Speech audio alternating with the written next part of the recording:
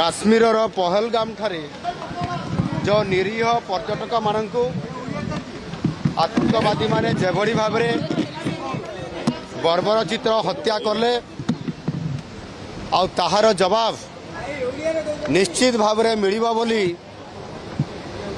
तार जवाब निश्चित भाव मिलिबा बोली लोक माने दाबी करुथिले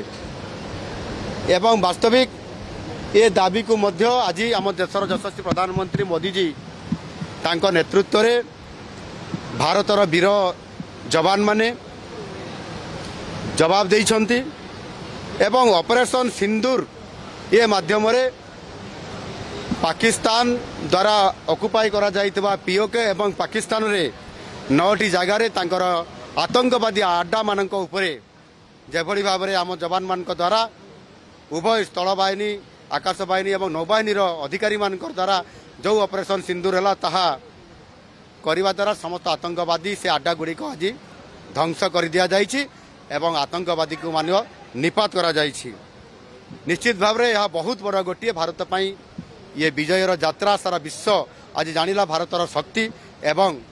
भारत प्रति नाली आखि देखेले ताहार परिणाम कौन हम। सिंदूर होउछि आम परंपरा त्याग एवं संकल्पर प्रतीक।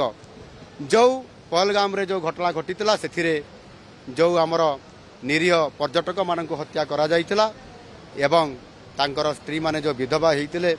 एवं जो सिंदूर कथा आसिला निश्चित भाव में ऑपरेशन सिंदूर आज सफल होइछि एवं आगामी दिन में मध्य निश्चित भाव में किभली भाव में आपंकर आतंकवाद विरुद्ध रे भारत वर्षर ये लड़ाई जारी रहिबो। शून्य सहनशीलता नीति अवलंबन करी माननीय मोदी जी नेतृत्व में संपूर्ण भाव में आतंकवादी को विश्व में मूलपोच कर नेतृत्व नब भारत।